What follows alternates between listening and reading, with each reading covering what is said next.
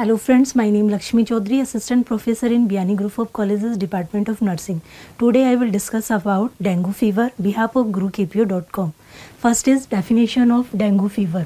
Dengue is a mosquito-borne viral disease caused by arbovirus. जो dengue fever है वो एक वायरल डिजीज है और मॉस्किटो के थ्रू फैलती है. जो वायरल है वो होता है इसका अर्बोवायरस. अर्बोवायरस के थ्रू ये बॉडी के अंदर एंटर हो जाता है, अर्बोवायरस मॉस्किटो के थ्रू, और ये बॉडी को इफेक्टेड करता है. फिर उसमें डेंगू फीवर बोलते हैं इस कंडीशन को. Next is incubation period. Incubation period होता है इस डेंगू फीवर का 4 to 6 days होता है. इंक्यूबेशन पीरियड मीन्स मतलब जो सिम्टम्स हैं पेशेंट के अंदर डेंगू फीवर के, वो मॉस्किटो के बाइट करने के 4 to 6 days बाद पेशेंट के अंदर साइन एंड सिम्टम्स दिखाई देते हैं. Next is sine and symptoms. कौन कौन से साइन एंड सिम्टम्स आएंगे पेशेंट के अंदर जब डेंगू फीवर होगा पेशेंट को? इनको 3 कैटेगरीज में डिवाइड किया है साइन एंड सिम्टम्स को. First is dengue fever, second is dengue haemorrhagic fever, third is dengue shock fever. जो डेंगू फीवर है फर्स्ट साइन एंड सिम्टम है उसमें होगा हाई डिग्री फीवर रहेगा पेशेंट को, वीकनेस रहेगी पेशेंट के अंदर, फैटिग रहेगा, डिप्रेशन में भी जा सकता है पेशेंट, डिप्रेशन में भी रहेगा, nausea, vomiting and muscles and joint pain रहेगा पेशेंट के अंदर. डेंगू फीवर में जो फर्स्ट कैटेगरी फीवर की है डेंगू फीवर की, उसके अंदर ये सारे सिम्टम्स पेशेंट के अंदर दिखाई देंगे. Second is dengue haemorrhagic fever. Haemorrhagic का मीन होता है ब्लीडिंग होना. मतलब ये जो फीवर होगा, फीवर के साथ साथ पेशेंट को ब्लीडिंग भी होगी. कहाँ कहाँ ब्लीडिंग हो सकती है पेशेंट के अंदर?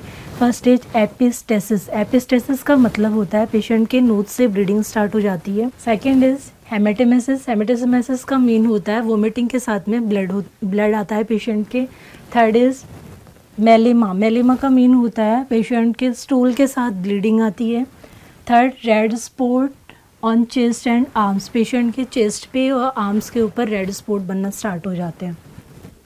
And thrombocytopenia. थ्रोम्बोसाइटोपेनिया मतलब पेशेंट की जो प्लेटलेट्स होती हैं उनका जो काउंट है वो कम हो जाता है, नॉर्मल रेंज से प्लेटलेट्स कम हो जाती हैं.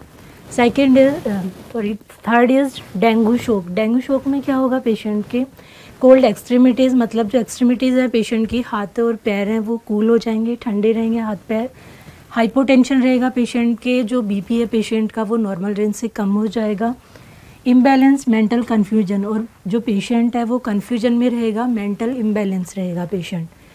Next is diagnostic evaluation. ये सिम्टम्स आने पर पेशेंट का जो डायग्नोस्टिक इवैल्यूएशन है डेंगू फीवर का, first is history taking. Patient की हिस्ट्री टेकिंग करेंगे. सेकेंड फिजिकल एग्जामिनेशन करेंगे पेशेंट का. Third is blood serum examination करेंगे एंड CBC काउंट करेंगे पेशेंट के. ये सारे टेस्ट डायग्नोस्टिक इवैल्यूएशन में करेंगे.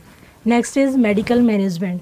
मेडिकल मैनेजमेंट के अंदर पेशेंट को एंटीबायोटिक्स देंगे. एंटीबायोटिक्स तो इन्फेक्शन को कम करने के लिए देंगे. एंटीपायरेटिक ड्रग देंगे. एंटीपायरेटिक ड्रग फीवर को कम करने के लिए देंगे. एनाल्जेसिक एंड मसल्स रिलैक्सेंट देंगे. ये देंगे पेशेंट को जो बॉडी पेन हो रहा है उसको कम करने के लिए देंगे. कोल्ड स्पंज देंगे पेशेंट को टेम्परेचर को कम करने के लिए. IV थेरेपी देंगे पेशेंट को फ्लूइड इलेक्ट्रोलाइट बैलेंस रखने के लिए.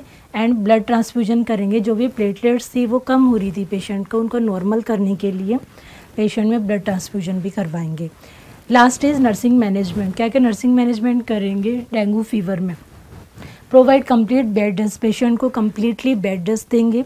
उसके बाद हॉस्पिटलाइजेशन ऑफ पेशेंट को हॉस्पिटल में एडमिट करवा देंगे ताकि उसका प्रॉपर ट्रीटमेंट हो सके वहाँ पे. IV फ्लूइड देंगे पेशेंट को. एंड अदर जनरल केयर के अंदर पेशेंट को ज़्यादा से ज़्यादा लिक्विड प्रोवाइड करवाएंगे कि पेशेंट ज़्यादा से ज़्यादा लिक्विड ले. एंड जो न्यूट्रिशनल लेवल है उसको बैलेंस्ड करने के लिए भी उसको लिक्विड डाइट ज़्यादा देंगे पेशेंट को. और पेशेंट प्रॉपर अपनी केयर करे और ज़्यादा से ज़्यादा पेशेंट रेस्ट करे. तो ये था आज का टॉपिक डेंगू फीवर, जिसको ब्रेकबोन फीवर भी कहते हैं. इसमें देखा definition, incubation period, sign and symptoms, diagnostic evaluation और medical management and last nursing management. Thank you for watching this video. Please like, share, comments and don't forget subscribe our YouTube channel and visit our website GuruKPO.com. Thank you.